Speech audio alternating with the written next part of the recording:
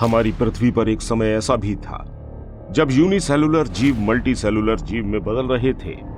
यह समय था आज से लगभग 900 मिलियन साल पहले का, जब हमारी पृथ्वी पर मल्टीसेलुलर ऑर्गेनिज्म का जन्म होना शुरू हुआ था। जैसे जैसे समय गुजरता जा रहा था, पृथ्वी पर रहने वाले सभी जीव विकसित होते जा रहे थे और हमारी पृथ्वी पर मौजूद मल्टीसेलुलर जीवों की संख्या ग्रोथ कर रही थी। हमारी पृथ्वी पर कई बार हिमयुग आया और इसी हिमयुग की वजह से ये जीव धीरे धीरे करके पूरी पृथ्वी पर फैलते चले गए। पृथ्वी का टेम्परेचर बढ़ना शुरू हुआ और पृथ्वी की बर्फ पानी में बदली। मल्टीसेलुलर जीव समुद्र के पानी में जाने लगे। धीरे धीरे करके ये जीव प्रजातियों में बंटना शुरू हो गए और ये दो प्रजातियां वो थी जिनमें से एक जमीन के ऊपर रहने वाली थी और दूसरी प्रजाति वो थी जो पानी के अंदर रहकर वहां के एनवायरमेंट के हिसाब से अपना जीवन जीने वाले थे। धीरे धीरे करके 120 मिलियन साल गुजर जाते हैं और इन जीवों का विकास और भी तेजी से होने लगता है। समय बीतता गया। इन जीवों के शरीर की बनावट और आकार पहले के मुकाबले बड़ा होता चला गया। आज से 565 मिलियन साल पहले हमारी पृथ्वी पर मौजूद पहला जीव अपने बल पर चल सकता था। यह वह समय था जब ज्यादातर सभी जीव आत्मनिर्भर होते जा रहे थे। उस वक्त इन जीवों के पास पैर नहीं थे, लेकिन उन्होंने रेंग रेंग कर चलना शुरू कर दिया था और धीरे धीरे करके 35 मिलियन साल में बहुत कुछ बदल गया और जानवरों के अंदर रीढ़ की हड्डी का विकास हुआ। हमारी इस पृथ्वी पर जानवरों की सैकड़ों प्रजातियों का जन्म हो चुका था, जो कि हमारी धरती पर बढ़ने के साथ साथ अपने पैरों पर चलने भी लगे थे। इस समय तक पृथ्वी का रूप बहुत खूबसूरत हो चुका था। चारों तरफ हरियाली ही हरियाली थी। पेड़ पौधे भी पूरी तरह से विकसित हो गए थे। पृथ्वी पर ऑक्सीजन भरपूर मात्रा में मौजूद था। वन्य जीवों के अलावा जलीय जीवों में भी रीढ़ की हड्डी का विकास हो गया था। उस समय समुद्र के अंदर जमीन से 10,000 गुना जीवों की प्रजातियां मौजूद थी। समय के साथ विकास की दर बहुत तेजी से बढ़ती जा रही थी।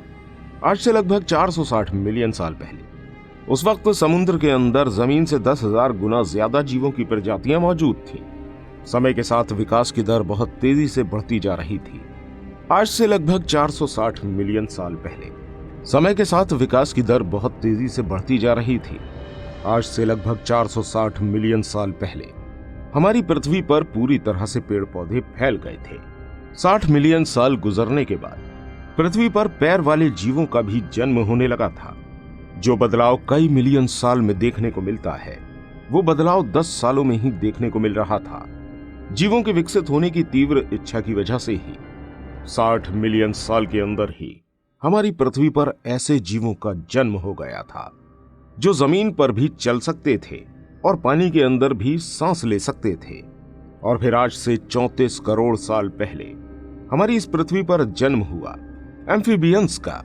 वैज्ञानिकों का कहना है कि शुरुआती समय में जिन एम्फीबियंस का जन्म हुआ था वो पानी के अंदर ही रहते थे और जमीन पर नहीं चल पाए थे, लेकिन समय के साथ उनकी भी हालत बदलती चली गई। जैसे जैसे इनका विकास हुआ, ये एम्फीबियंस भी जमीन और पानी दोनों में रहने के काबिल बन गए। धीरे धीरे करके ये जीव विशालकाय जीवों में बदलते चले गए और इन्हीं विशालकाय जीवों के विकास क्रम के बाद जन्म होता है हमारी पृथ्वी के सबसे ताकतवर जीव यानी कि डायनासोर का।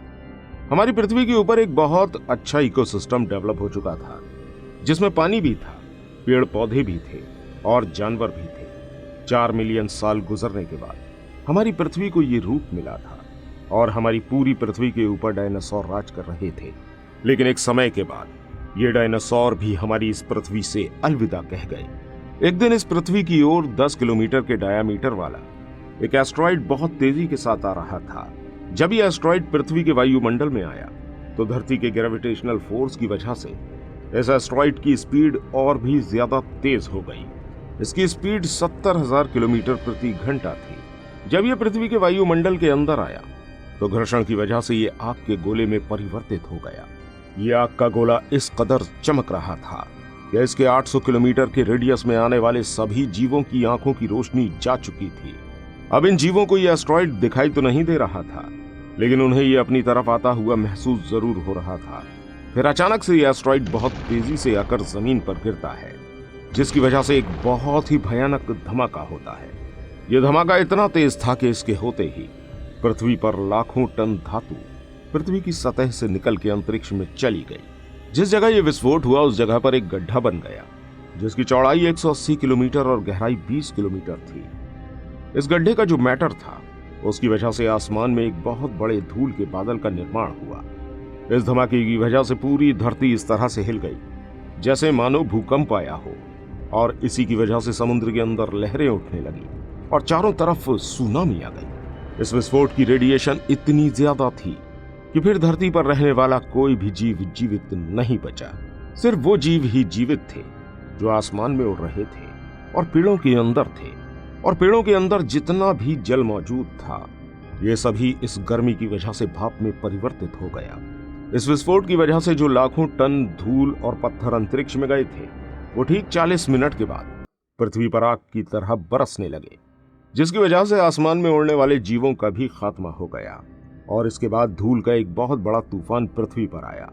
ये धूल के बादल इस कदर मोटे थे कि पूरी तरह से आसमान पर छा गए, जिसकी वजह से सूरज की रोशनी हमारी पृथ्वी तक नहीं आ सकी और काफी साल तक ये बादल यहाँ इसी तरह छाए रहे और हमारी पृथ्वी सूरज की रोशनी से वंचित रही, और इसकी वजह से हमारी धरती पर जितने पेड़ पौधे बचे थे वो भी खत्म हो गए। इस विस्फोट की वजह से पृथ्वी का टेम्परेचर 150 डिग्री से भी ज्यादा हो गया था। जो कुछ डायनासोर इस विस्फोट की वजह से बच भी गए थे तो वो इतने ज्यादा टेम्परेचर की वजह से सरवाइव नहीं कर पाए और आखिरकार उनकी भी मौत हो गई। दोस्तों, इन डायनासोर के बारे में वैज्ञानिकों को जानकारी 20 फरवरी साल 1824 में मिलना शुरू हुई, जब ब्रिटेन में ऑक्सफोर्ड के करीब स्लेट की खदानों से वैज्ञानिकों को एक बहुत बड़ा जबड़ा मिला। शुरुआत में इस जबड़े को लेकर काफी सारी अफवाहें उड़ रही थी, लेकिन फिर एक साइंटिस्ट विलियम बैकलैंड ने बताया कि यह जबड़ा मेगालोसोरस का है, जो कि एक समय में बिल्कुल एक बहुत बड़ी छिपकली की तरह हुआ करती थे। इसके अलावा इंग्लैंड के ग्रामीण इलाके से कई बड़ी बड़ी हड्डियां भी मिली, जिसमें से कुछ हड्डियां हाथ पैरों की थीं, तो कुछ जबड़े की। वैज्ञानिक बैकलैंड ने इसका नाम मेगालोसोरस रखा। इनका कहना था कि ये एक बहुत ही विशाल सरीसृप थे जो प्राचीन समय में हमारी पृथ्वी पर रहते थे और अब ये पृथ्वी से विलुप्त हो चुके हैं। यही वो समय था जब डायनासोर के बारे में हमें पहली बार पता चला था, और तब से लेकर आज तक डायनासोर के बारे में रिसर्च की जा रही है। गुजरे कुछ सालों में वैज्ञानिक इन जीवों के ऊपर काफी ज्यादा रिसर्च कर चुके हैं। वैज्ञानिकों ने उनके जन्म से लेकर अंत तक की पूरी जानकारी हमें दी है। बताया जाता है कि डायनासोर ने हमारी पृथ्वी पर काफी समय तक राज किया। इसके अलावा यह भी कहा जाता है कि उनके वंशज आज भी हमारी पृथ्वी पर परिंदों की शक्ल में मौजूद हैं। आज के समय में हम डायनासोर की 2000 से भी ज्यादा प्रजातियों का पता लगा चुके हैं। देखा जाए तो अब हर महाद्वीप से हमें किसी न किसी डायनासोर के अवशेष मिल चुके हैं। अभी भी इन डायनासोर के जीवाश्मों की खोज जारी है। इसके अलावा साल 1842 में नेचुरल साइंस के वैज्ञानिक रिचर्ड डार्विन ने मेगालोसोरस और हमारी पृथ्वी पर रहने वाले 2 विशाल सरीसृपों को मिलाकर एक अलग ही ग्रुप बना दिया और इस ग्रुप का नाम रखा गया डायनोसोरिया। और डायनासोर नाम भी यहीं से आया था। हमारी पृथ्वी पर जितने भी डायनासोर मौजूद थे उनमें से कई सारे डायनासोर काफी ज्यादा बड़े थे और कई डायनासोर काफी ज्यादा छोटे भी, जिनमें से सबसे छोटा डायनासोर कबूतर के बराबर का था और सबसे बड़ा बोइंग के 737 विमान के वजन का था। इसमें से कुछ डायनासोर ऐसे भी थे जिनके पास पंख भी थे। बैकलैंड का कहना था कि मेगालोसोरस 3 मीटर लंबे हुआ करते थे, जो 4 पैरों पर चलते थे और जमीन और पानी दोनों जगहों पर रह सकते थे। आज तक मेगालोसोरस का पूरा कंकाल तो हमें नहीं मिल सका है, लेकिन वैज्ञानिक ये बात बहुत अच्छी तरह से जानते हैं। ना तो उनके 4 पैर होते थे और न ही वो छिपकली था। ये टीनाटोसोरस और गिग्नाटोसोरस प्रजाति का एक जीव था।